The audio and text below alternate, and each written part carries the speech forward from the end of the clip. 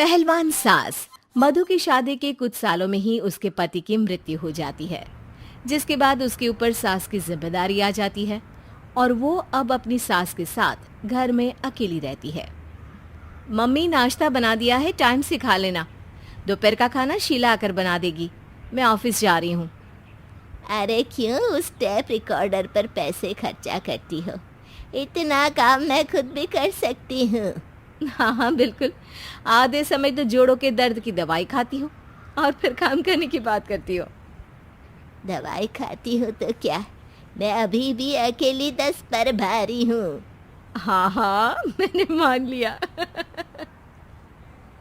मधु घर से चली जाती है, जिसके बाद सास नाश्ता कर दवाई लेकर टीवी देखने बैठ जाती है। दोपहर को शीला घर आती है। अरे क्यों माँ जी, आज किस बात से मेरी नौकरी बची? अरे चल, ज्यादा बक मत कर, काम कर अपना। शीला खाना बनाने लगती है और सास वहीं पास में बैठ जाती है। माँ जी, मैं तो हमेशा ही बोलती हूँ, दीदी की दूसरी शादी करा दो। कब तक आप दो औरतें घर में अकेली रहोगी?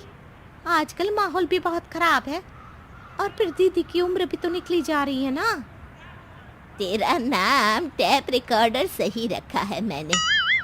तेरी एक ही बात को रिपीट मोड पर चलाने से वो पूरी नहीं हो जाएगी, इसलिए मेरी बहू से ज्यादा खाना बनाने पर ध्यान दे, नहीं तो कहीं वो भी तुझसे मुंह ना फेर ले और नौकरी चली जाए। क्या माँ जी, आप भी हमेशा मेरी नौकरी के पीछे ही पड़ी रहती हो? तो क्या तेरे पीछे पड़ूं? इसी तरह दोपहर से शाम हो जाती है और शीला अपना काम खत्म कर वापस चली जाती है। अब अकेली सास एक बार फिर टीवी देखने बैठ जाती है, जिसकी थोड़ी ही देर में मधु घर आ जाती है और सास बिना कोई देर किए शीला की बातें उसे बताने लगती है। मम्मी, आप भी ना किसी बच्चे से कम नहीं हो, जिसके पास हमेशा शीला को लेकर कोई ना कोई बात रहती ही है। अब बस भी करो ना, इतनी बुरी नहीं है बेचारी। अरे मैंने कब कहा बुरी है, बस उसकी बातें करके मुझे बड़ा मजा आता है। सास की बात पर हंसते हुए दोनों डिनर करने बैठती ही हैं कि लाइट चली जाती है। अंधेरे में मधु मोबाइल की फ्लैश लाइट जलाकर मोमबत्ती ढूंढने लगती है। तभी उसे हॉल में कुछ गिरने की आवाज आती है। मम्मी, आप अंधेरे में इधर उधर क्यों घूम रही हो? अरे तेरे पीछे ही तो खड़ी हूँ। हाँ, अगर आप यहाँ हो तो वो हॉल में सामान कैसा गिरा? भूत आया। अरे मुझे क्या पता, जाकर देखना पड़ेगा ना। दोनों हॉल में जाते हैं, लेकिन वहां कोई नहीं होता। अब उन्हें कमरे में से सामान गिरने की आवाज आती है। लगता है ये भूत चोरी करने आया है, इसे वापस कब्र में पहुंचाना ही पड़ेगा। बस हाँ, आप ज्यादा ना 30 मार खा मत बनो, मैं पुलिस को फोन करती हूँ। अरे जब तक तेरी पुलिस आएगी तब तक क्या वो हमारे साथ बैठकर अंताक्षरी खेलेगा? हट डरपोक, संभालने दे मुझे। अब सास पास रखा फ्लावर पॉट उठाकर कमरे की तरफ बढ़ने लगती है, जहां उसे 2 आदमी दिखाई देते हैं। पीछे पीछे मधु भी वहां आ जाती है। मम्मी, अभी भी मौका है, बाहर भाग जाते हैं। मधु की आवाज सुन चोर चौकन्ने हो जाते हैं। ओए तुम दोनों, जहां हो वहीं खड़ी रहना, नहीं तो दोनों को गोली मार दूंगा। अरे तुम दोनों अभी के अभी बाहर जाओ, नहीं तो मैं तुम्हें जिंदा नहीं छोड़ूंगी। ये बुढ़िया हमें धमकी दे रही है। अबे तुम दो अकेली अब लड़ते क्या कर लोगी? अरे जा भेजा, दोनों को बांध दे। जैसे ही दूसरा आदमी सास को पकड़ने उसके पास आता है, तो वो उसके सर पर फ्लावर पॉट मार देती है। उसके सर से खून बहने लगता है, जिसे देख दूसरा आदमी गन निकालकर हवा में गोली चला देता है, जिससे बचते हुए दोनों सास बहू वहां से भाग जाती हैं।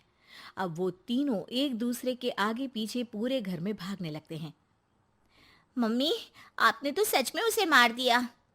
तो मजाक में कौन मारता है? और अभी तुम मेरे साथ ही रहना, नहीं तो पक्का मारी जाओगी।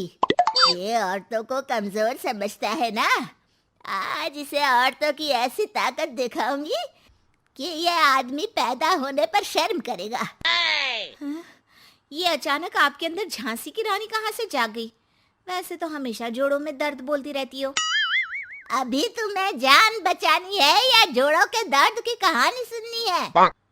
मधु और उसकी सास कमरे में जाकर दरवाजा अंदर से बंद कर लेते हैं, जिस पर चोर बाहर खड़ा दरवाजा बजाते हुए उन्हें आवाज लगाने लगता है। क्यों डर गई? अरे वैसे तो बहुत धमकी दे रही थी। गेट खोल अब बुढ़िया। अबे पागल, धमकी देने और होशियार होने में फर्क होता है, पर ये दिमाग वाले काम तुझे तो समझ में नहीं आएंगे। रुक, अभी तेरा दिमाग ही बाहर निकालता हूँ। ये कहते हुए चोर गोली चलाने ही वाला होता है कि सास अचानक दरवाजा खोलकर उसके मुंह पर परफ्यूम डाल देती है, जिससे चोर गन फेंककर दर्द से चिल्लाने लगता है। मम्मी, अरे बहुत दर्द हो रहा है, कोई बचाओ, इसे हटाओ प्लीज। मैं किसी को कुछ नहीं करूंगा। क्यों रे, क्या थोड़ा सा दर्द होते ही मम्मी मम्मी करने लगा? अभी तो औरतों को कमजोर बोल रहा था। भूलियो मत, एक औरत ने ही तुझे इस दुनिया में जन्म दिया है, और वो भी तुझे ये दर्द हो रहा है ना, उससे लाख गुना ज्यादा दर्द सहकर। इसलिए औरतों को दोबारा कमजोर भूल कर भी मत बोलियो। वाह मम्मी, आपका ये रूप तो मुझे पता ही नहीं था। आपने तो कमाल ही कर दिया। कहा था ना, अकेली ही 10 पर भारी पड़ सकती हूँ। ये तो फिर भी 2 ही थे। इतनी देर में पुलिस भी वहां पहुंच जाती है। आ गए आप, कर लो इन्हें अरेस्ट और जेल में बैठकर अंताक्षरी खेलना।